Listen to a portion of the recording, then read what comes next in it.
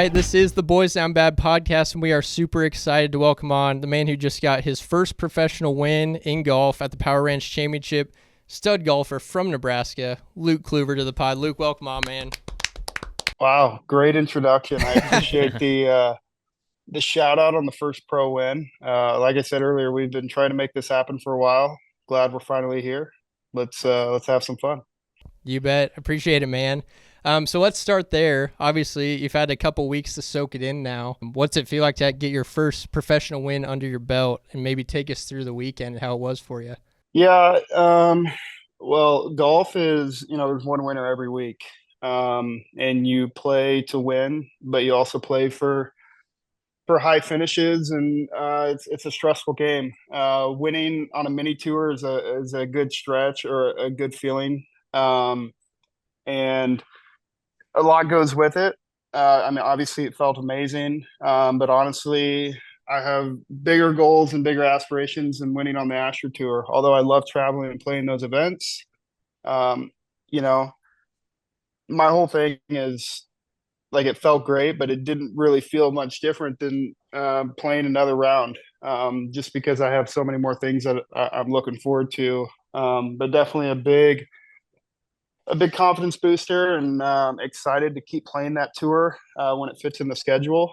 Um, but yeah, the Astro Tour, they run great events. It's nice getting a check like that. I'll tell you that when you're on the road, when you're traveling and on plane rides or on flights all the time. Um, but yeah, beginning of the season, a lot more ahead of us, and definitely a good jump start to 25. Heck yeah, I saw you got the big check. You got to hold the big check, so that's got to be pretty cool. Yeah, I really wanted to like make a TikTok of like a Happy Gilmore putting I the was gonna check say in it's a Happy Gilmore moment right there. in the car, but that did not happen, unfortunately. That's awesome, man. Well, you won by 2 strokes, is that right? Yeah, I did. How nervous were you going into last day? Did you have a lot of nerves, or did you kind of treat it like a normal round? And then maybe going to the last hole, like I personally would be freaking out. We're big golf guys, so Yeah. we golf all the time. We know how stressful and how tough it is to be good consistently at golf. But how are you feeling going into that last round? Yeah, I told a lot of people I relate golf in those moments, and I put a lot of credit back to my high school days when I was playing basketball. I wasn't a great basketball player, but I was a good basketball player. And playing varsity basketball for 4 years, and playing in Pinnacle Bank Arena and playing for a state championship. A lot of that has helped me along the way. Um, and it almost makes me enjoy those moments more. College golf, well, I guess back up, high school golf, your parents and family and some friends are going to watch.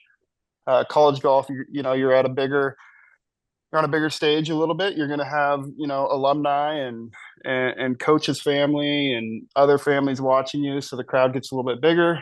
I've had a small taste of, pro events where the crowds are big, and that's all really fun. The more people, the more fun golf is.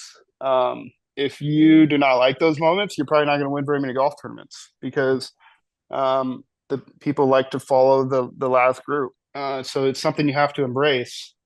Um, and that moment, again, like I said, I like those moments, and I lean back on the experience I've had in basketball, the experiences I've had winning, other golf tournaments, and I was excited. I knew people from behind me were gonna play well and try and catch the leader, and you have to go out there with an aggressive mindset, and that's what I did, and very satisfied with the final round, shooting under par and winning by 2.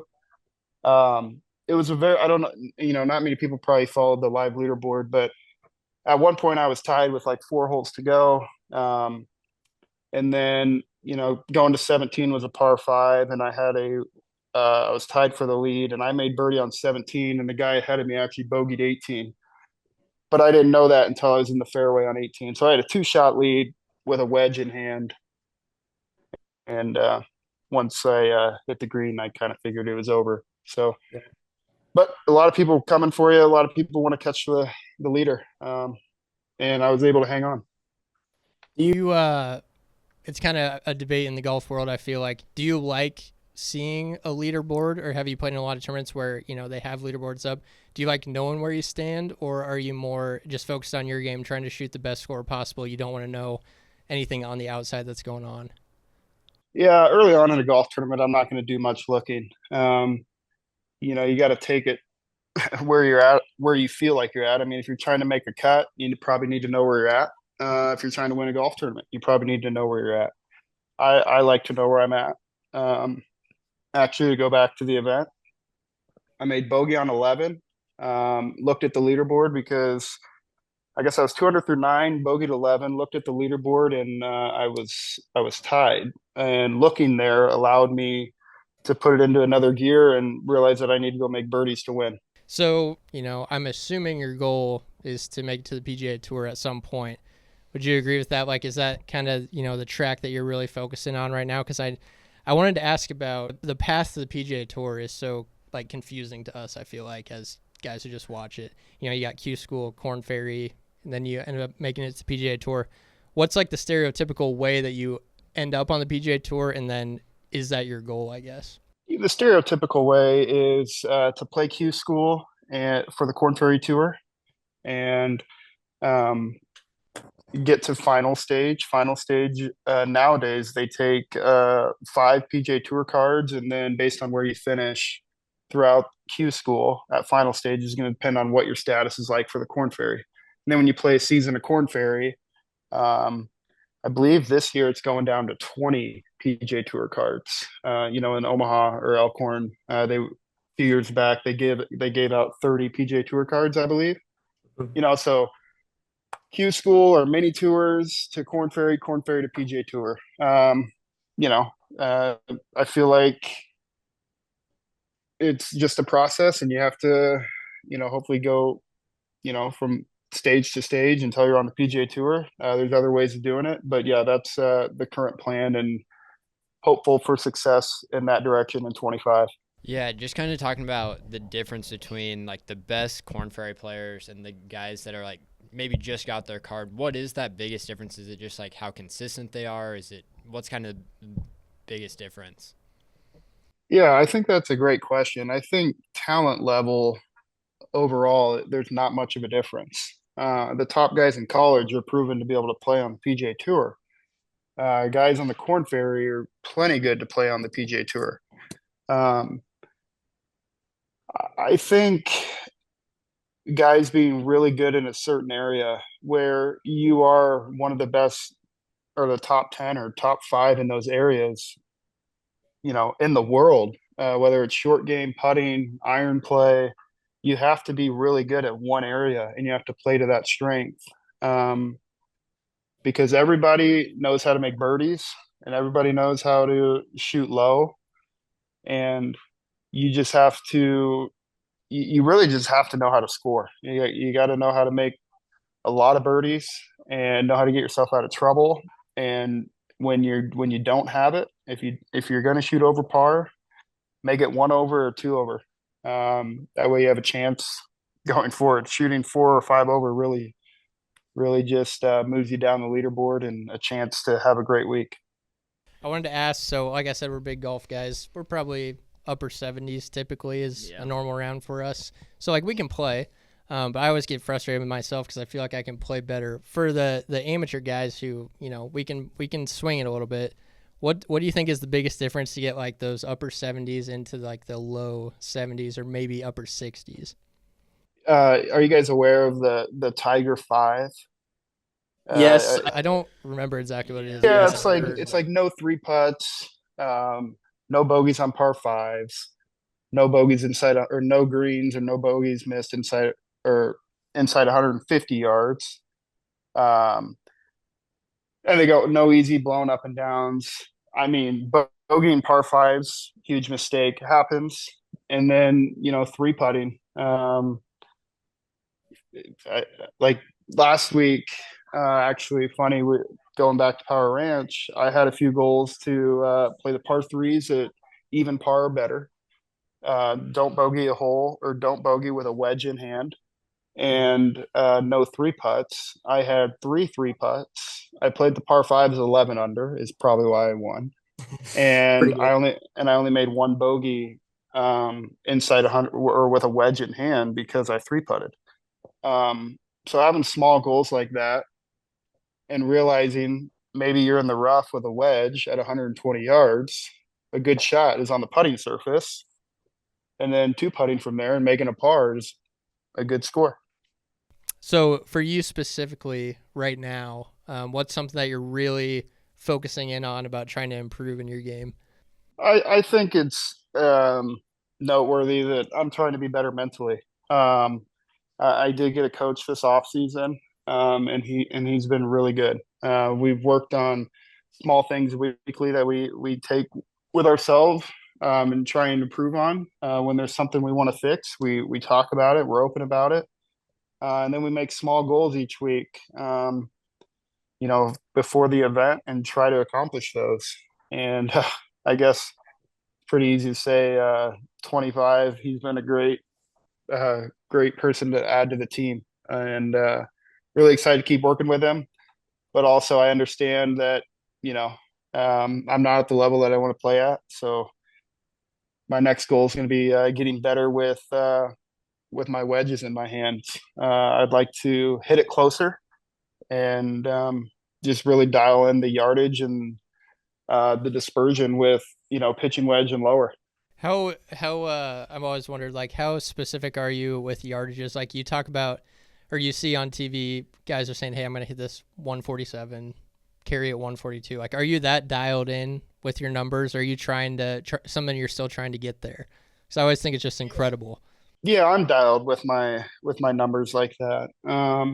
I think on tour it's a little different because those greens are probably, not as receptive as a random day at Champions Run or a random day at, an Elkhorn. So they do need to know how far the ball is skipping once it hits the green or what the cover of the bunker is. And if it's a back pin, you're going to see a lot of guys hit it under the hole, and realizing that if they land this hole high, it's going to skip over the green. So yeah, if you're not dialed with your numbers and trying to play professionally, you're probably hitting to the middle of the greens a lot and hoping that a putter gets hot. Yeah, I've got just a couple of fun questions for you. Have you gotten to play with anyone like famous and around yet? Yeah, I have. I at Kansas, Gary Woodland was an alumni, and Gary and I text every once in a while. He's a great guy. Still loves to come back to Lawrence. Checks in with us every now and then, and he's just a great guy for the PGA Tour. Yeah, I'm sure there's a few others that I have played with, but big fan of Gary Woodland, and he's always open to or has always offered help to us, and that's very nice of him. That's awesome. Yeah, he's a good guy to know for sure. Do you get asked to play in scrambles a lot by your friends or people around you, and do you find that annoying? Let me guess. About we might be hitting you up. July 4th, we have a 4-person scramble. We do need a fourth. Yeah, I have been asked to play a lot of those. Scrambles are a ton of fun. I mean, when you're able to shoot, 54 or 52 in a scramble or 57, I mean, it's a lot more fun. And it's also amazing, too, when you have, 3 or 4 different looks at a 20-footer. One of them's probably going to go in versus hitting it one time. Your make percentage there is probably like 15%. So sweet. And then how many holes in one do you have? I have 2 now. Took me 22 years to get one, and we're kind of on a hot streak. Heck yeah. First one was out in Arizona. 243 yards. Jeez. 3-iron, and it rolled in like a putt. Super cool. We all saw it go in. Then second one actually didn't see it go in, but same day, shot 59 at Norfolk Country Club. Oh, I hate that course. I have. It's nice that you got to see it go in. I have a question. So I have one hole in one. It's on a par 3 course. Does it count? I would say yes. Yeah. Okay. Thank you. I appreciate that. So we kind of see like the glitz and glamour of like the PGA Tour. Everybody's flying private to every course. They're pulling up in the nicest cars. What's the grind like, right now where you're not probably having that glitz and glamour? Yeah, in college we had a little bit of that. That was a lot of fun. I tell you one thing, it's pretty nice driving a SUV right up to an airplane and hopping in a private jet. It makes life pretty fun. And unfortunately, that is the life that I'm not doing right now. Um, when I graduated in May, I was probably driving anywhere from like 6 to 10 hours on like a Saturday, and then playing a practice round Sunday, trying to Monday qualify on a Monday. And if I didn't get through, I'd drive home. Now, depending on where the events are, just a commercial flight away, or a rental car, a hotel, and definitely not private jets. But that's something to work towards, I guess, because it is quite the experience to be able to jump on a plane like that and get home in pretty much less than 2 hours wherever you're coming from. And one thing about them too is, like, if a commercial flight takes off, I'm not good at math. I don't know the angle we're gonna talk here. Like, a private jet just takes off like it. You're at 30,000 feet in 3 minutes. It feels like. Insane. I mean, and then the descent too. I mean, just a lot quicker. Yeah, I want to talk a little bit about caddies. What do you look for in a caddy? And then, when you get to that level, being a professional, how much do the caddies really help you? Like, can a really, really good caddy knock off one or two strokes for you, or is it just based on, is it just up to the player, like making the shot? What goes into choosing a caddy, and then how much do caddies actually really help, or and that kind of stuff? Yeah, I would say I demand quite a bit out of a caddy, especially when it comes to numbers and knowing how far my my clubs go. I like the confirmation, knowing that we have the right club in our hand, and if somebody can't confirm with me that I'm hitting the right club, not enough confidence going into the shot. Caddies are a great help, and a lot of guys look for a lot of different things. A lot of people want just a buddy to walk down the fairway with and hang out with after the golf course. I would probably be more on the side of things that, obviously I'd want someone that I get along with, but I'd want them to feel like we're at work when we're playing around a golf. And then afterwards we go home with the people that we want to go home with. And then the next day you're back to our business. Guys look for so many different things. Caddies are huge help. Caddies can really focus your mind from one thing. A lot of good caddies are known for being like, are kind of known for giving you something to distract you from the next shot while you're walking. I've had a lot of horrible questions walking down the fairway of like a classic one when somebody doesn't know what to say is like, what'd you watch on TV last night? Or like, what'd you have to eat? It's like, dude, I know you're trying to distract me because I'm pissed right now. But yeah, so that's what they're pretty good at too. Do they have like in your yardage book and stuff, like places you don't want to hit it to? And then what happens when you do hit it there? Like, does your caddy get pissed at you? Like, I told you not to hit it there, or like? Yeah. So a caddy, more than likely will have that in their book. They're not going to share with you prior to the shot where to not hit it. I think, let's say there's a bunker on the right side of the green, and the pin is kind of tucked over on the right side. To take your eyes away from that, they're just going to say, 20 feet left of the flag, or they're going to say, you see that tree behind the green that might be 30 feet left of the flag. They're going to say, pick that target and hit it. And that's their way of pulling your eyes away from the flag stick and making you commit to a target that you guys agree on. All right. We do have a question from the fourth member of the pod who unfortunately couldn't be here tonight. A little backstory. We are all Lincoln East Spartans, and wanted to throw you back to 2016, state golf at Norfolk Country Club. His question is, do you feel good about your state championship even though Norfolk rigged it to be at their home course for 4 years in a row and them knowing the pin positions weeks in advance? Well, I believe I don't remember the exact years I won state, but I won 3 of them, and Patrick Clare won one of them, and he played really well that week. But